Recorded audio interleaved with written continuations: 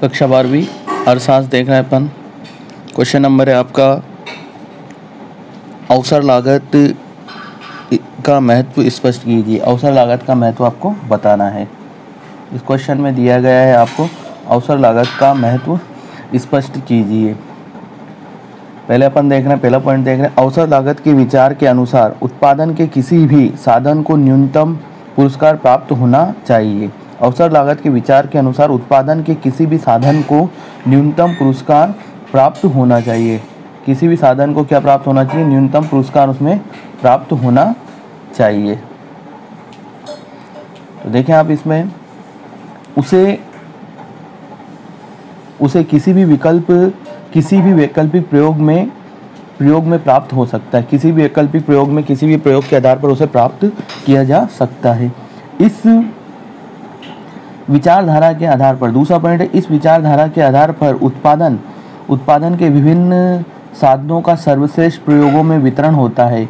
साधनों का सर्वश्रेष्ठ प्रयोगों में क्या होता है? वितरण होता है। उसके बाद में अवसर लागत का विचार उत्पादन लागत में परिवर्तन को स्पष्ट करता है।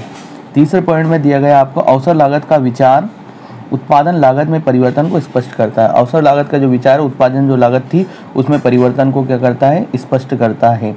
पहले पॉइंट में आपको बताया गया था, अवसर लागत के विचार के अनुसार उत्पादन के किसी भी साधन को न्यूनतम पुरस्कार प्राप्त होना चाहिए। एक तो न्यूनतम पुरस्कार प्राप्त होना चाहिए, उसे किसी भी वैकल्पिक प्रयोग से प्राप्त हो सकता है। वो किसी भी वैकल्पिक अन्य किसी प्रयोग से प्राप्त कर सकता है या हो सकता है। इस विचारधारा के आधार पर उत्पादन के विभिन्न साधनों को सर्वश्रेष्ठ प्रयोगों में वितरण होता है। दूसरा पॉइंट है, उत्पादन के विभिन्न साधनों का सर्वश्रेष्ठ प्रयोगों में वितरण होता है। तीसरा पॉइंट है, अवसर लागत का विचार उत्पादन लागत में परिवर्तन को स्पष्ट करता है। अवसर लागत का विचार उत्पादन लागत में परिवर्तन को स्पष्ट करता है। अवसर लागत का विचार आधुनिक लागत सिद्धांत की व्याख्या करता है। अवसर लागत का विचार आधुनिक लागत सिद्धांत की व्याख्या करता है, बल्कि लगान को निकालने में सहायता भी प्रदान करता है। बल्कि लगान को निकालने में क्या करता है? वो सहायता भी प्रदान करता है। उसके बाद में आपका 5वें नंबर पॉइंट है, अवसर लागतों के आधार पर विभिन्न वस्तुओं के मूल्य ही निर्धारित किए जा सकते हैं। अवसर लागतों के आधार पर विभिन्न वस्तुओं के मूल्य भी निर्धारित नहीं किए जा सकते हैं। उनके मूल्य भी अपन इसमें निर्धारित नहीं कर सकते हैं। 5 पॉइंट थे। 5 में मैंने आपको पहला पॉइंट बताया था, न्यूनतम पुरस्कार प्राप्त होना चाहिए, भले वो वैकल्पिक प्रयोग से हो। दूसरे पॉइंट बताया, उत्पादन के विभिन्न साधनों का सर्वश्रेष्ठ प्रयोगों में वितरण होना चाहिए। उत्पादन के साधनों का सर्वश्रेष्ठ प्रयोगों में वितरण होना चाहिए। तीसरा पॉइंट था, अवसर लागत का विचार उत्पादन लागत में परिवर्तन को स्पष्ट करता है। अवसर लागत का विचार उत्पादन में परिवर्तन को स्पष्ट करता है। अवसर लागत का विचार आधुनिक लागत सिद्धांत की व्याख्या करता है, बल्कि लगान को निकालने में भी सहायता प्रदान करता है। अवसर लागतों के आधार पर निम्न वस्तुओं के ही मूल्य निर्धारित नहीं किए जा सकते। विभिन्न वस्तुओं के मूल्य निर्धारित नहीं किए जा सकते। अब आपका 5वें नंबर क्वेश्चन है इसमें अगला, अवसर लागत की आलोचनाएं या सीमाएं कौन कौन सी? आलोचना, सीमाएं या दोष एक ही बात है। देखना अपन इसमें कौन कौन सी समझाइए। पहला, विशिष्ट साधनों पर लागू ना होना। विशिष्ट साधनों पर ये लागू ना होना। जो विशिष्ट होते हैं, जो साधन विशिष्ट होते हैं जिनका केवल एक ही बार प्रयोग किया जा सकता है, जो साधन विशिष्ट होते हैं जिनका केवल एक ही बार प्रयोग किया जा सकता है, उसकी अवसर लागत कैसी होती है? शून्य होती है। उसकी अवसर लागत कैसी होगी? इसमें उसकी अवसर लागत होगी आपके पास में शून्य होगी। उसकी अवसर लागत कैसी होगी? यहाँ पर शून्य होगी। उसके बाद में उत्पादन के साधनों की विभिन्न इकाइयाँ समान नहीं होती है। उत्पादन के साधनों की विभिन्न इकाइयाँ समान नहीं होती है। साधनों की विभिन्न इकाइयों में समरूपता नहीं होने के कारण, क्या नहीं होने के कारण? समरूपता नहीं होने के कारण अवसर लागत का प्रयोग करना कैसा होता है? कठिन होता है। उसके बाद है आपके पास में पूर्ण प्रतियोगिता की मान्यता गलत। पूर्ण प्रतियोगिता की मान्यता कैसी होगी? इसमें गलत होगी। अवसर लागत की धारणा पूर्ण प्रतियोगिता की मान्यता पर आधारित होती है। अवसर लागत की धारणा जो पूर्ण प्रतियोगिता की मान्यता पर आधारित होती है, किंतु व्यवहार में पूर्ण प्रतियोगिता नहीं पाई जाती। व्यवहार में पूर्ण प्रतियोगिता नहीं पाई जाती है। लास्ट पॉइंट आपके पास 5वां 4थे नंबर का, साधनों में पूर्ण गतिशीलता का अभाव। साधनों में पूर्ण गतिशीलता का अभाव। कुछ ऐसे साधन होते हैं जो अपने मूल व्यवसाय को नहीं छोड़ते, जो अपने मूल व्यवसाय को कुछ साधन ऐसे होते हैं जो अपने मूल व्यवसाय को नहीं छोड़ते, ऐसी दशा में अवसर लागत की धारणा कार्य नहीं करती, ऐसी दशा में अवसर लागत की धारणा कार्य नहीं करती है।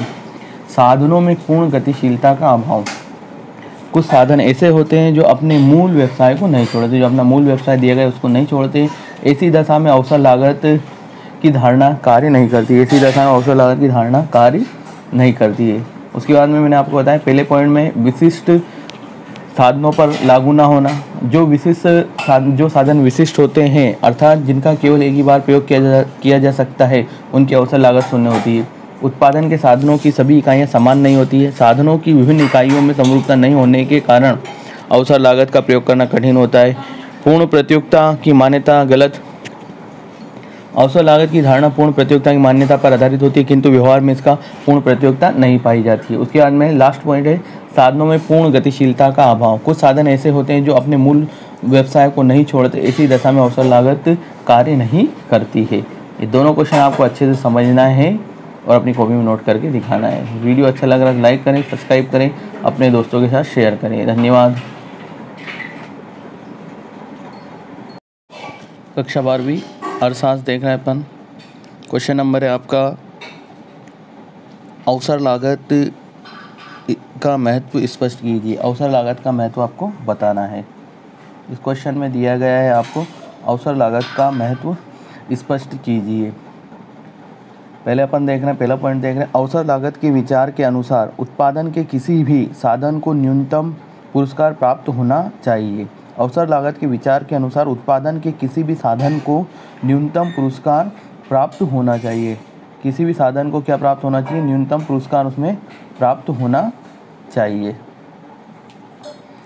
तो देखें आप इसमें उसे किसी भी वैकल्पिक प्रयोग में प्राप्त हो सकता है। किसी भी वैकल्पिक प्रयोग में किसी भी प्रयोग के आधार पर उसे प्राप्त किया जा सकता है। इस विचारधारा के आधार पर, दूसरा पॉइंट है, इस विचारधारा के आधार पर उत्पादन के विभिन्न साधनों का सर्वश्रेष्ठ प्रयोगों में वितरण होता है। साधनों का सर्वश्रेष्ठ प्रयोगों में क्या होता है? वितरण होता है। उसके बाद में अवसर लागत का विचार उत्पादन लागत में परिवर्तन को स्पष्ट करता है। तीसरे पॉइंट में दिया गया आपको अवसर लागत का विचार उत्पादन लागत में परिवर्तन को स्पष्ट करता है। अवसर लागत का जो विचार है, उत्पादन जो लागत थी उसमें परिवर्तन को क्या करता है? स्पष्ट करता है। पहले पॉइंट में आपको बताया गया था अवसर लागत के विचार के अनुसार उत्पादन के किसी भी साधन को न्यूनतम पुरस्कार प्राप्त होना चाहिए। एक तो न्यूनतम पुरस्कार प्राप्त होना चाहिए, उसे किसी भी वैकल्पिक प्रयोग से प्राप्त हो सकता है, वो किसी भी वैकल्पिक अन्य किसी प्रयोग से प्राप्त कर सकता है या हो सकता है। इस विचारधारा के आधार पर उत्पादन के विभिन्न साधनों को सर्वश्रेष्ठ प्रयोगों में वितरण होता है। दूसरा पॉइंट है उत्पादन के विभिन्न साधनों का सर्वश्रेष्ठ प्रयोगों में वितरण होता है। तीसरा पॉइंट है अवसर लागत का विचार उत्पादन लागत में परिवर्तन को स्पष्ट करता है। अवसर लागत का विचार उत्पादन लागत में परिवर्तन को स्पष्ट करता है। अवसर लागत का विचार आधुनिक लागत सिद्धांत की व्याख्या करता है। अवसर लागत का विचार आधुनिक लागत सिद्धांत की व्याख्या करता है, बल्कि लगान को निकालने में सहायता भी प्रदान करता है। क्या करता है? वो सहायता भी प्रदान करता है। उसके बाद में आपका 5वें नंबर पॉइंट है अवसर लागतों के आधार पर विभिन्न वस्तुओं के मूल्य ही निर्धारित किए जा सकते हैं। अवसर लागतों के आधार पर विभिन्न वस्तुओं के मूल्य भी निर्धारित नहीं किए जा सकते हैं, उनके मूल्य भी अपन इसमें निर्धारित नहीं कर सकते हैं। 5 पॉइंट थे। 5 में मैंने आपको पहला पॉइंट बताया था न्यूनतम पुरस्कार प्राप्त होना चाहिए, भले वो वैकल्पिक प्रयोग से हो। दूसरे पॉइंट में बताया उत्पादन के विभिन्न साधनों का सर्वश्रेष्ठ प्रयोगों में वितरण होना चाहिए। उत्पादन के साधनों का सर्वश्रेष्ठ प्रयोगों में वितरण होना चाहिए। तीसरा पॉइंट था अवसर लागत का विचार उत्पादन लागत में परिवर्तन को स्पष्ट करता है। अवसर लागत का विचार उत्पादन में परिवर्तन को स्पष्ट करता है। अवसर लागत का विचार आधुनिक लागत सिद्धांत की व्याख्या करता है, बल्कि लगान को निकालने में भी सहायता प्रदान करता है। अवसर लागतों के आधार पर निम्न वस्तुओं के ही मूल्य निर्धारित नहीं किए जा सकते, विभिन्न वस्तुओं के मूल्य निर्धारित नहीं किए जा सकते। अब आपका 5वें नंबर क्वेश्चन है इसमें अगला, अवसर लागत की आलोचनाएं या सीमाएं कौन कौन सी? आलोचना, सीमाएं या दोष एक ही बात है, देखना अपन इसमें कौन कौन सी समझाइए। पहला, विशिष्ट साधनों पर लागू ना होना। विशिष्ट साधनों पर ये लागू ना होना। जो विशिष्ट होते हैं, जो साधन विशिष्ट होते हैं जिनका केवल एक ही बार प्रयोग किया जा सकता है, जो साधन विशिष्ट होते हैं जिनका केवल एक ही बार प्रयोग किया जा सकता है, उसकी अवसर लागत कैसी होती है? शून्य होती है। उसकी अवसर लागत कैसी होगी इसमें? उसकी अवसर लागत होगी आपके पास में शून्य होगी।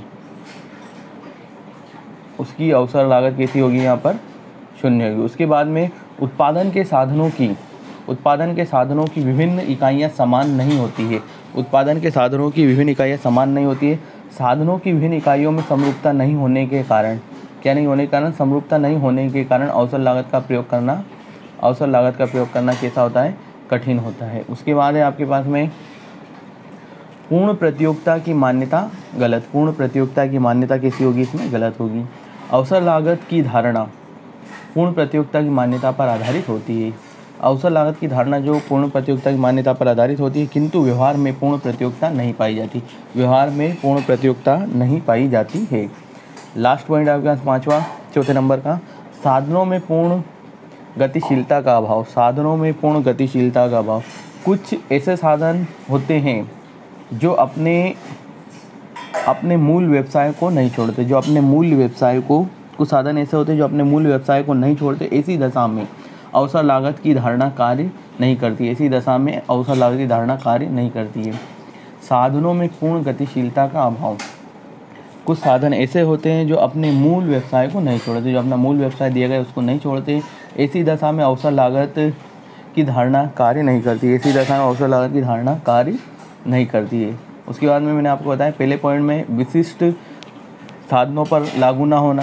जो साधन विशिष्ट होते हैं अर्थात जिनका केवल एक ही बार प्रयोग किया जा सकता है, उनकी अवसर लागत शून्य होती है।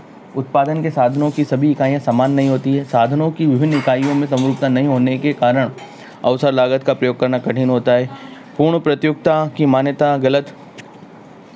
अवसर लागत की धारणा पूर्ण प्रतियोगिता की मान्यता पर आधारित होती है, किंतु व्यवहार में इसका पूर्ण प्रतियोगिता नहीं पाई जाती है। उसके बाद में लास्ट पॉइंट है साधनों में पूर्ण गतिशीलता का अभाव। कुछ साधन ऐसे होते हैं जो अपने मूल व्यवसाय को नहीं छोड़ते। ऐसी दशा में अवसर लागत कार्य नहीं करती है। ये दोनों क्वेश्चन आपको अच्छे से समझना है और अपनी कॉपी में नोट करके दिखाना है। वीडियो अच्छा लग रहा है लाइक करें, सब्सक्राइब करें, अपने दोस्तों के साथ शेयर करें। धन्यवाद।